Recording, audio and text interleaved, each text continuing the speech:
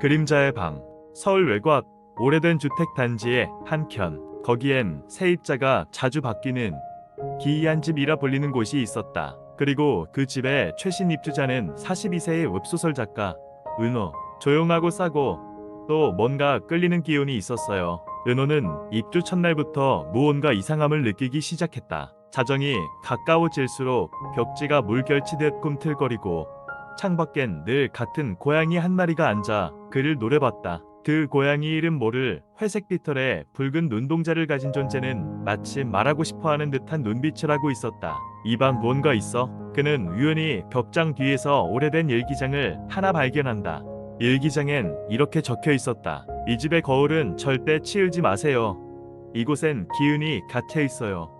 풍수로 풀어내지 않으면 당신도 나처럼 될 거예요. 그 밤 이후 그의 꿈은 점점 생생해졌고 현실과 뒤섞이기 시작한다. 꿈속에서 그는 집안을 떠도는 그림자들과 마주하고 그림자들은 늘 같은 말을 반복했다. 공간의 기운이 너를 삼킨다. 변화가 필요하다. 그리고 고양이가 말을 걸었다. 너 아직 그 인테리어 안 바꿨어? 이제 시간이 없어. 바뀐 집, 드러나는 진실. 지우는 인테리어를 바꾼 후 처음으로 아침에 일어났을 때 이상하리만큼 맑은 기운을 느꼈다. 머리가 개운하고 마음이 차분해졌으며 무거웠던 어깨의 짐이 조금은 덜어진 느낌이었다. 이게 바로 풍수의 힘인가? 그는 믿지 않았던 무언가에 조금씩 빠져들기 시작했다. 그날 오후 지우는 회사에서 특별한 제안을 받았다. 평소엔 상상도 못할 해외 프로젝트 팀에 합류하라는 것이었다. 갑자기 왜 나에게? 상사는 이렇게 말했다. 너 요즘 분위기가 달라졌어. 안정돼 보이고 집중력도 좋아졌어. 뭔가 했어. 지우는 속으로 조용히 웃었다. 설마 집 방향 바꾼 것 때문인가? 그날 저녁 그는 집에 돌아와 고양이 마루를 쓰다듬었다. 마루는 며칠 전부터 평소에 가지 않던 동쪽 구석을 자주 맴돌았다. 바로 그곳은 풍수 전문가인 혜원 선생이 재물운이 몰리는 방향이라며 조언해준 자리였다. 우리 마루도 느끼는 거야. 고양이는 마치 대답하듯 영 하고 울며 눈을 지그시 감았다. 며칠 후 지우는 오랜만에 친구인 미정을 초대했다. 미정은 공간 디자이너로 과거 지훈에게 풍수에 대해 비웃었던 인물이다. 분위기 완전 달라졌네. 와, 이 벽화, 이 소품들, 이 화분 배치까지 풍수 인테리어야. 지훈은 웃으며 고개를 끄덕였다. 믿기 어렵겠지만 이걸로 삶이 달라졌어. 하지만 미정은 무언가 불편한 기색을 감추지 못했다. 그녀는 집안을 둘러보다가 북서쪽 구석에서 멈췄다. 여기, 이 자리는 이상한 기운이 감도는데. 지우는 놀랐다. 그 구석은 단 한 번도 손대지 않았던 곳이었다. 무슨 소리야? 아무것도 없는 곳이야. 아니야. 이 자리는 에너지가 막혀 있어. 네가 진짜 바꾸고 싶다면 이곳도 열어야 해. 그 순간 고양이 마루가 갑자기 북서쪽으로 달려가 날카롭게 울기 시작했다. 그리고 벽 뒤에서 뚝뚝 무언가 물방울 떨어지는 소리가 들려왔다. 봉인된 공간의 기억.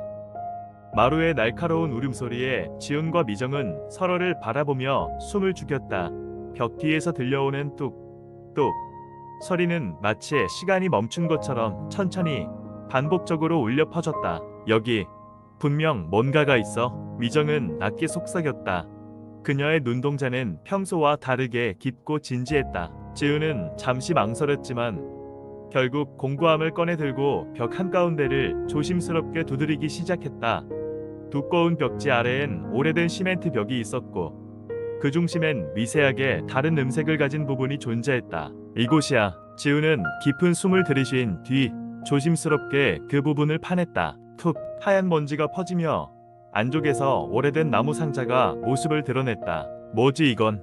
상자 위엔 낡은 한자로 적힌 종이가 붙어 있었다. 어떤 운도 이 안에서 벗어나지 못한다. 그 문장을 본 순간 미정은 얼굴이 창백해졌다. 이건 조선 후기 사가풍수에서 금기로 여긴 문봉이남이야.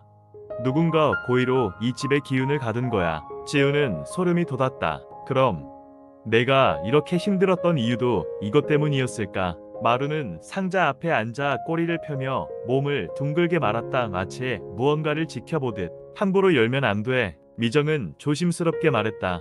하지만 정화할 수 있다면 너의 인생은 완전히 바뀔지도 몰라. 다음 날 두 사람은 혜원 선생을 다시 찾아갔다. 선생은 상자를 보자마자 눈을 크게 떴다. 이건 매우 드문 사례입니다.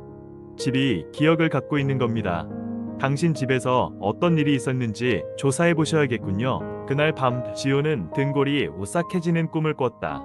자신이 낯선 인물로 변해 있었고 누군가로부터 집을 지키기 위해 상자를 벽 속에 넣는 모습이 스쳐 지나갔다. 벽에 봉이 나면서 그는 분명히 이렇게 외쳤다. 이기훈은 다시 깨어나선 안 된다. 그리고 꿈속에서 마루는 인간처럼 말을 했다. 이제 선택해야 해요.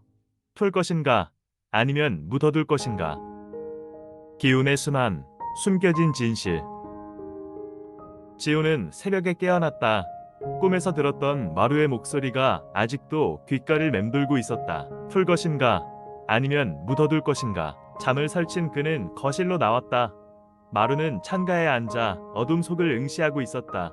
조용한 새벽, 창문 너머로 흐르는 달빛이 기묘하게 방 안을 감쌌다. 지우는 무언가에 이끌리듯 컴퓨터를 켰다. 이 집의 과거를 알아봐야겠어. 그는 부동산 거래 내역, 주변 주민들의 게시판, 오래된 신문 아카이브를 모두 뒤졌다. 그리고 드디어 1997년 이 집에서 일어난 미해결 실종 사건을 발견했다. 한 중년 남성이 이유 없이 사라졌고 마지막으로 목격된 곳이 바로 이 집의 거실이었다. 그의 이름은 윤상필. 그리고 더 놀라운 건 실종된 상필은 지훈의 외삼촌이었다. 말도 안 돼. 그럼 이 집이. 지훈은 손을 떨며 뒷조사를 이어갔다. 상필은 평생 풍수를 연구했고 주변에서 기운을 보는 사람으로 통했다. 생전 마지막으로 연구하던 주제가 기운을 봉인하는 구조였다는 것까지 밝혀냈다. 지훈은 즉시 미정에게 전화를 걸었다. 이 집, 예전엔 우리 삼촌이 살던 집이었어. 그리고 실종됐어. 벽 속 상자, 그게 삼촌이 남긴 마지막 작업일 수도 있어. 미정은 침묵하다가 조심스럽게 말했다. 그 상자 안에 삼촌의 기운이 남아 있을 수도 있어. 혜원 선생님께 다시 가보자. 다시 찾은 혜원 선생은 지훈의 이야기를 듣고는 얼굴을 굽혔다. 이건 단순한 풍수 문제가 아닙니다. 이 집은 기운의 흐름이 막힌 게 아니라 일부러 순환을 끄는 구조입니다. 상자를 열기 전에 준비가 필요해요. 그날 밤 혜원 선생은 지훈의 집에서 정화 의식을 준비했다. 향을 피우고 오방색천을 내 구석에 걸었다. 마루는 의식이 시작되자 조용히 가운데로 걸어 들어와 상자 앞에 앉았다. 그 아이는 이 집의 수호자군요. 혜원 선생이 중얼거렸다. 절대 평범한 고양이가 아니에요. 지우는 떨리는 손으로 상자를 열었다. 안에는 오래된 붓글씨로 적힌 풍수지도가 있었다. 그리고 한 통의 편지. 이 집은 누군가의 욕심을 막기 위해 설계되었다. 기운은 봉인되었고 그 봉인은 세대를 거쳐 선택받은 이가 풀게 될 것이다. 그게 너라면 기운을 다시 순환시켜라.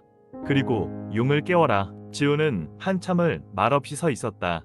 용, 순환. 그 순간 마루가 용 모양의 조각상을 향해 걸어갔다. 그 조각상은 무심코 현관 옆에 두었던 장식품이었다. 그건 미정이 소리쳤다. 이 집의 중심 기운을 상징하는 풍수 조형물이에요. 단순한 장식이 아니라 중심축의 열쇠야. 조각상을 돌리자 벽면이 미세하게 떨리기 시작했다. 집안의 공기가 바뀌었다. 묵직하던 기운이 서서히 풀리며 맑고 따스한 기운이 흘러들었다. 지우는 마치 다른 세계로 들어선 듯한 기분이었다. 집은 숨을 쉬기 시작했고 벽 속의 어둠은 조금씩 사라지고 있었다. 용의 눈, 그리고 봉인된 기운의 부활. 공기의 흐름이 달라졌다. 집안을 가득 메웠던 정체불명의 무거운 기운은 마치 오래된 사슬이 풀린 듯 흘러내렸다. 지우는 조심스럽게 용 조형물을 다시 바라보았다. 마루는 그 앞에서 여전히 자리를 지키고 있었고 마치 고대의 문지기처럼 움직이지 않았다. 이건 단순한 인테리어 소품이 아니야. 지우는 중얼이며 손을 뻗어 조형물을 다시 만졌다. 조형물의 눈동자 부분이 미세하게 움푹 들어간 것을 그는 발견했다. 뭔가를 넣어야 할 것처럼 보였다. 열쇠가 있어야 해. 눈을 열어야 한다고 했잖아. 삼촌이. 그 순간 미정이 떠올렸다. 그 지도, 상자 안에 있던 풍수지도. 그게 열쇠일 수도 있어. 두 사람은 서둘러 지도를 펼쳤다.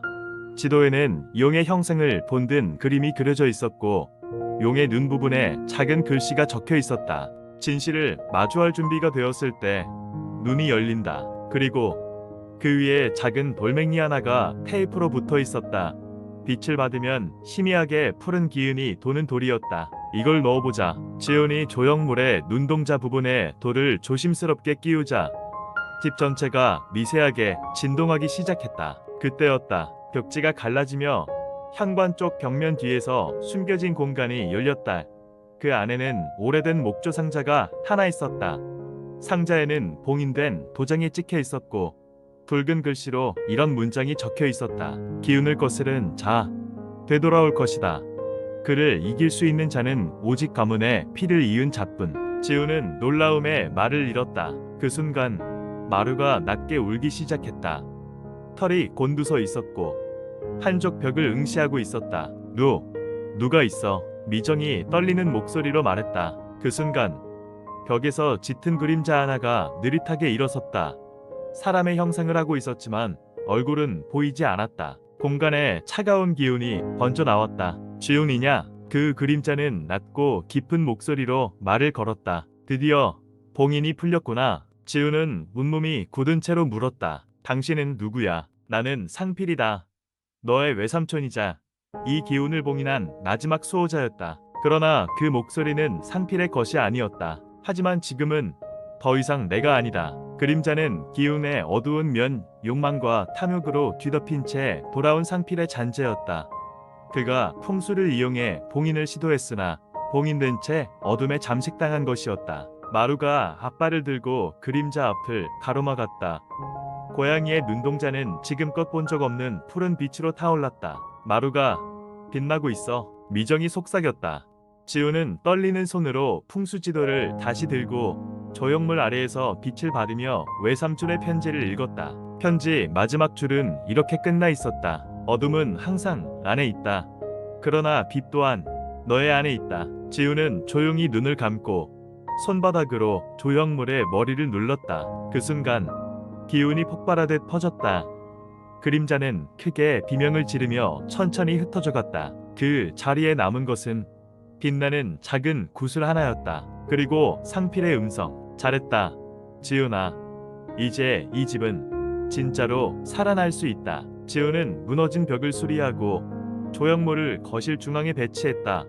마루는 평온한 얼굴로 그 옆에 누워 있었다. 그리고 그 집에선 다시 웃음소리가 돌아오기 시작했다. 이 이야기가 흥미로우셨다면 좋아요와 구독 버튼을 눌러주세요. 당신의 공간에도 기운이 흐르기 시작할지 모릅니다. 더 많은 미스터리한 풍수 이야기 계속 함께해요. 구독하고 풍수한 삶 채널에서 다음 이야기를 만나보세요.